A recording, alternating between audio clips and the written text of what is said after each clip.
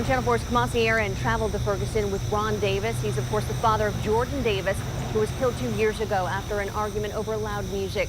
Kamasi, what are people there saying about the coverage Ferguson has been receiving over the last couple of weeks? Well, Adrian, they're telling me that the images coming out of Ferguson, the images of violence, of division, that is not who Ferguson is. They paint a picture, when I talk to people downtown here, of a town that's quiet, that's quaint, that is inclusive, and now they are pushing to make sure that the world knows that. On the weekends, this is one of the most popular places in Ferguson, the farmers market. How you guys doing? Earth dance, yeah, my son goes. It's just one of the things Kenneth and Stephanie Wheat say they love about their city, a place they call diverse. I mean, I love it here. What about you, Stephanie? We rented here first in 1999. We rented a house here, and we decided that we liked the community so much that we decided to purchase our home here. And the nice thing about it is that being a multi-ethnic couple that we are, never one time ever in the entire time that we've lived here have we had anything derogatory said to us, which we all know happens outside in different areas, but here that doesn't happen. And so this whole situation is a shock. They admit racial profiling does exist, and sometimes people don't want to have difficult discussions. That's why they decided to get involved in community organizations when they moved here. Are there other ways, though, to see change besides that, you think? Well, I mean, as far as change, we just need to get out more, especially us, the African Americans who are involved in council meetings and things like that. We just need to get out more and just push it more and just really show that this is what they need to do. Despite the challenges, the Wheats say they love Ferguson, and a lot of other people do too.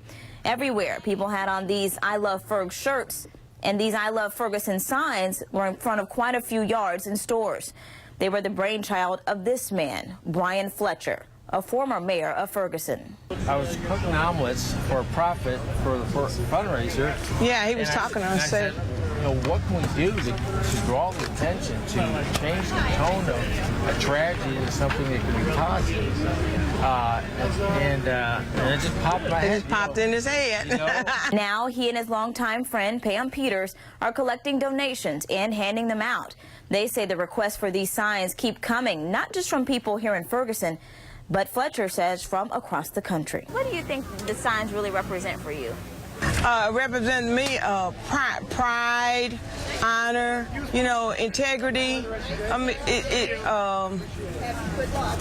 love, and just a whole bunch of things. Instead of me going out there walking and cussing somebody out and saying, why don't you just stop this violence? This is my way of saying I love Ferguson. And later today, other people who say they love Ferguson are planning to meet here at the farmers market and then go out in the community to visit different businesses here in Ferguson. They say it's one about supporting businesses, restoring businesses who may have been hurt through all of this that's been going on, and also restoring a sense of community. Reporting live in Ferguson, Kamasi Aaron, Channel 4, the local station. Kamasi, you saw Ron Davis meet with Michael Brown's family yesterday, I'm understanding. What does Ron Davis have planned for today? Well, today there's actually an event called the Peace Fest, and Michael Brown's father is expected to be at that event, so Ron Davis will be attending that along with Tracy Martin, the father of Trayvon Martin.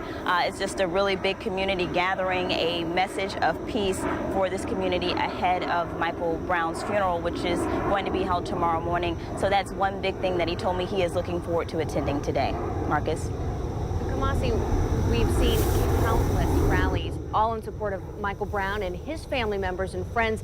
But what about anything in support of Officer Wilson? Well, there has been a lot of support for Officer Wilson, not only online with the fundraising efforts there, but also events here in Ferguson and in St. Louis. There was actually a rally yesterday. There's another rally planned for today. So we will be attending that rally. And of course, we'll bring you that story coming up tonight at 10.